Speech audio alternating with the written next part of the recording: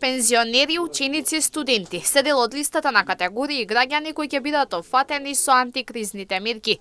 Нив ќе ги има во вкупен број од над 400.000 граѓани, а какви антикризни мерки ќе добијат ќе се знае на утрешната седница на влада, кога се очекува да бидат усвоени.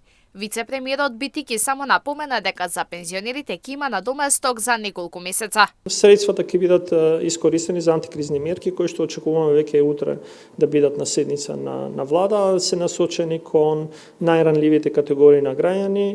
Овде спаја најголемата група на граѓани, а тоа се пензионерите, кои што ќе добијат одреден надоместок наредните неколку месеци, ученици, студенти, самохрани родители и така натаму, значи буквално најранливи категории. Офатот ќе биде навистина голем, преку 400.000 граѓани ќе бидат офатени со мерките и за тоа се користат средствата од солидарниот данок. За антикризни мерки ќе се искористат средствата од солидарниот данок, кои неколку компании го нема исплатено.